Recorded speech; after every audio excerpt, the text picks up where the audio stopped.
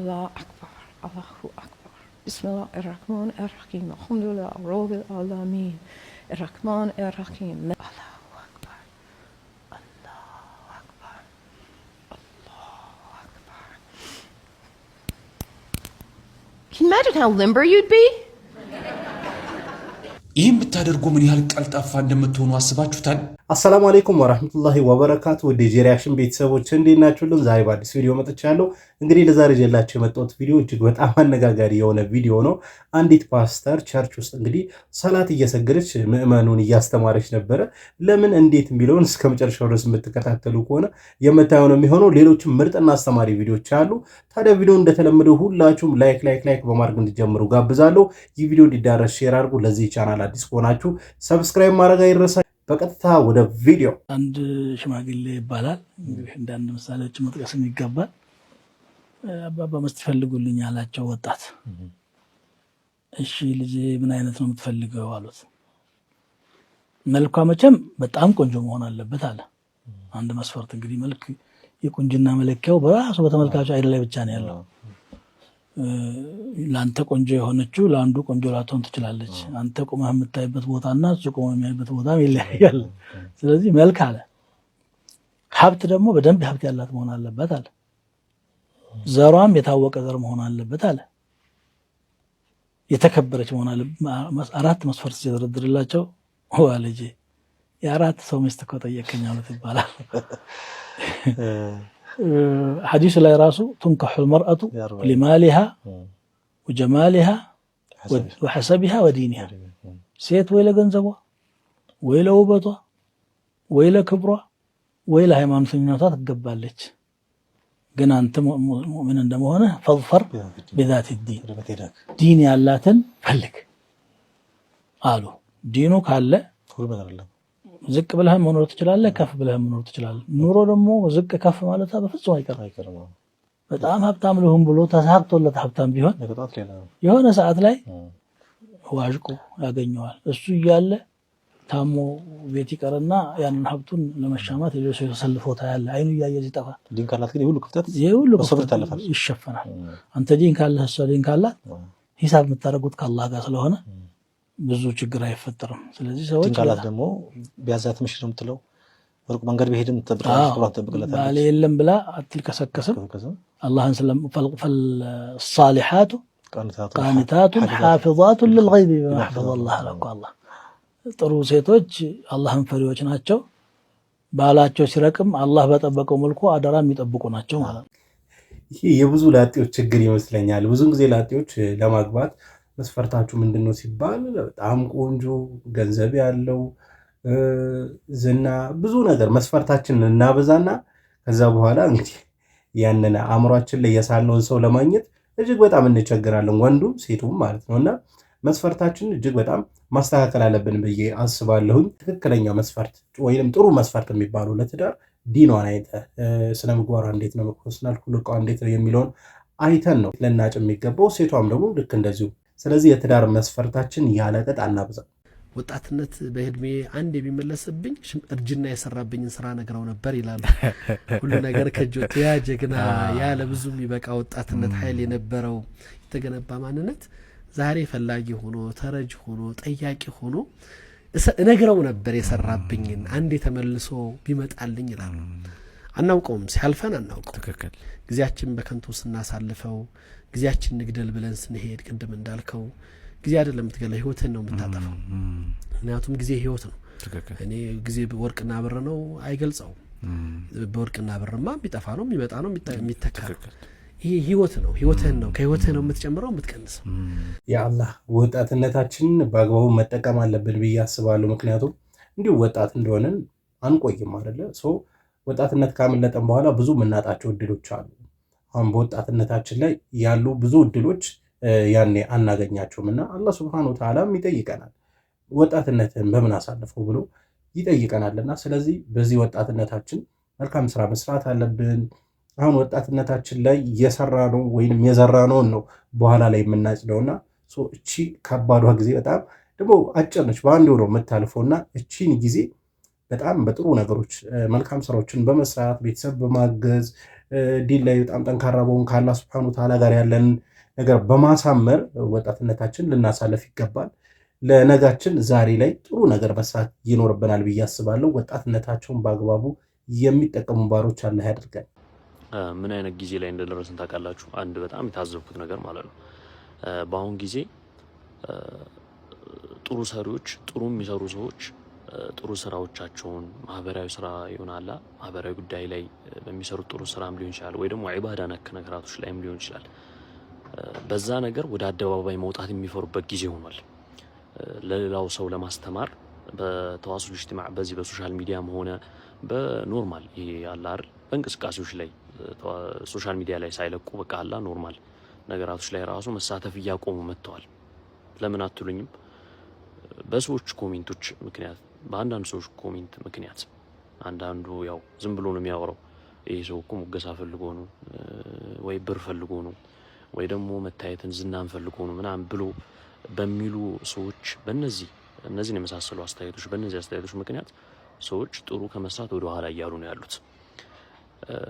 አስለን በአሁን ጊዜ መጥፎ የሚሰራ ሰው ተው መጥፎን የምትሰራው ተብሎ የሚመከርበት ጊዜ ሳይሆን ጥሩ የሚሰራ የነበረ ሰው የሆነ ሰዓት ላይ ስህተት ሲያጠፋ በቃ ከሰቀልነው ትልቅ ቦታ ላይ አዝረጥጠን ለመጣል የምንጠብቅበት ጊዜ ላይ ሆነናል አሁን ላይ ማለት ነው። አላህ ያንሳልን። በጣም የሚያስጠላ ነገር ነው ወላሂ። አስለን መጥፎ ሰሪዎችን ተው ብለን ባንድል እንኳን ጥሩ የሚሰሩ ሰዎችን ማበረታታት እንጂ ያልሆኑ ኮሜንቶችን መስጠት አያስፈልግም። ጥሩ የሚሰራ እየጠፋ ያለበት ጊዜ የሆነው ለዛ ይመስለኛል። ሰዎች በማዕሲያ ጀህር በሚወጡበት በዚህ ታይም ማዕሲያ ለሰው ለማስተላለፍ የማያፍሩበት ጊዜም ላይ ነን ያለ ነው። ስለዚህ በዚህ ሰዓት የሆነ ጥሩ የሚሰራ ሰው በሚመጣ ሰዓት ምንድነው እንዲያዩልህ ነው እንዴ አይደለም መባል ያለበት። ታበረታተዋለህ። ማ በይነሁ ወበይነ አላህ ትሩኩ በቃ በሱና በአላህ መካከል ያለውን ነገር ለአላህ ትተዋለህ። ምን አገባህ አንተ? አስለን ሲጀመር ሰው ልብ ውስጥ ያለን ንያ ማወቅ አንችልም። ዑለሞች ምን ይላሉ መሰላችሁ በዚህ ጉዳይ ላይ ሐታ ሰውየው እንኳን ማወቅ አይችልም ይላሉ። በድቅድቅ ጨለማ ጉንዳን ሲሄድ እንዴት ነው ላይክ እንደዛ ነው ይላሉ።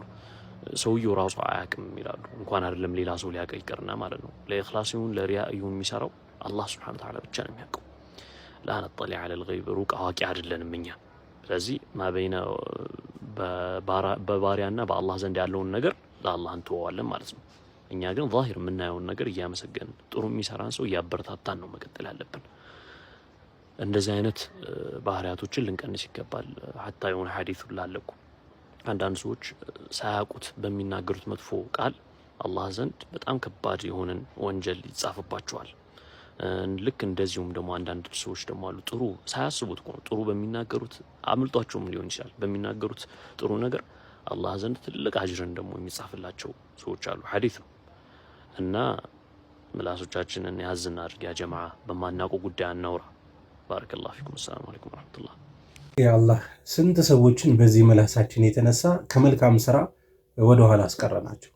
ብዙን ጊዜ አንዳንድ ሰው መልካም ስራ ሲሰራ ምናምን ነገር ምንድነው ለሪያ ነው እንዴ ለዩሊ ነው ምናምን ነገር የሚል ወቀሳ ነገር በኮሜንት ሊሆን ይችላል። በተለያየ አይነት መንገድ ያንን ነገር እናደርጋለን እና ይህ ልክ ያልሆነ ተግባር ነው። ምክንያቱም አንድ ሰው መልካም ስራ በሰራ ቁጥር መልካም ተግባር በጎ አድራጎቶች ላይ በተሳተፈ ቁጥር እሱን ልናበረታታው በርታ ጎበዝ ነው ልንለው የሚገባው እንጂ ምንድነው ይሄ ነገር ለሪያ ነው እንዴ ለምንድነው እንደዚህ የምታደርጉ ይውልኝ ነው ምናምን እያለን የማይሆን ኮሜንት የምንሰጥ ከሆነ ከጊዜ ወደ ጊዜ ኸይር ስራ ወይንም በጎ ስራ የሚሰራ ሰው እናጣል። ብቻ አንድ ሰው መልካም ሲሰራ ልናበረታታው ይገባል። መጥፎ ሲሰራ እንደምንወቅሰው ሁሉ መልካም ነገር ሲሰራ ኸይር ነገሮችን ሲሰራ ምናምን ነገር በአደባባይ የሚሆን በምንም ይሁን ያንን ሰውዬ ልናበረታታው የሚገባው ብዬ አስባለሁኝ። ይህ የኔ ሀሳብ ነው። የእናንተን ሀሳብ ኮሜንት ላይ ማስፈር ትችላላችሁ። አሁን ወስዳችሁ ወደ መጨረሻው ቪዲዮ ነው። ይህ ቪዲዮ እንግዲህ እጅግ በጣም ብዙ ሰዎችን እያነጋገረ ይገኛል። አንዲት ፓስተር ቸርች ውስጥ እንግዲህ ሰላት እየሰገደች ለምዕመኖቿ እንግዲህ ትምህርት እየሰጠች ነበረ። እንዴት የሚለውን ቪዲዮ እንከታተልና ከዛ የራሴን ሀሳብ አስተያየት እሰጥበታለሁ። It's an activity of the whole body. Allah Akbar, Allahu Akbar. Bismillah ar-Rahman ar-Rahim. Alhamdulillah Rabbil Alamin.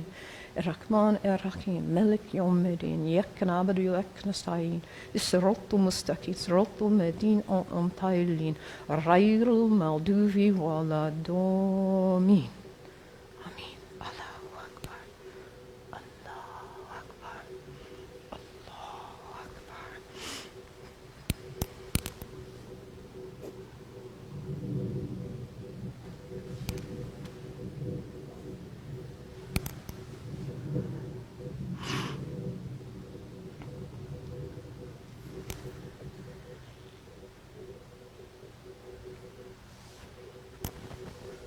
Can you imagine how limber you'd be? ይህን ብታደርጉ ምን ያህል ቀልጣፋ እንደምትሆኑ አስባችሁታል? በቀን 17 ጊዜ ይህን ብታደርጉ። In Islam, the answer is very clear. La ilaha illallah Muhammadan Rasulullah. لا إله إلا الله محمد رسول الله በሚል ከምንጩ ከአንድ አምላክ ውጭ ሌላ የለም። አንቶኒ ያለው ምንድነው? ፍቅር ልናውቀው ከምንችለው በላይ ታላቅ ነው አይደል ያለው? ዋናው ቁም ነገር እርሱ ነው።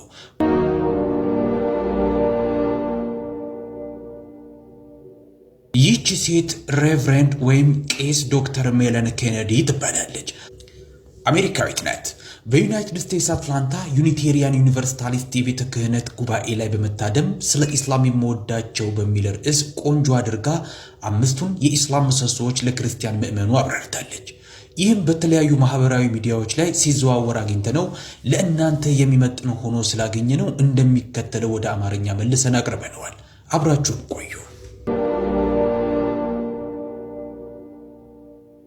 How wonderful that some of you already got to visit a mosque. You're very fortunate here in Atlanta because you have many mosques. የተወሰናችሁት መስጊዶችን መጎብኘታችሁ መልካም ነው። በዚህ በምትኖሩበት የአትላንታ አካባቢም በርካታ መስጊዶች ያሉ መሆኑ ምንኛ ታደላችኋል። ይህም ሙስሊም ወንድምና እህቶቻችን ጋር ለመድረስ ብዙ እድሎችን ይፈጥርልናል። እንግዲህ እንደተመለከታችሁት ነው ፓስተሯ ሰላት እየሰገደች ለምዕመኖች እንግዲህ ዘው ለታደሙት ምን ያህል ሰላት ከጭንቀት ነፃ እንደሚያደርግ ጥሩ ተግባር እንደሆነ እንግዲህ እየተናገረች ነበረ።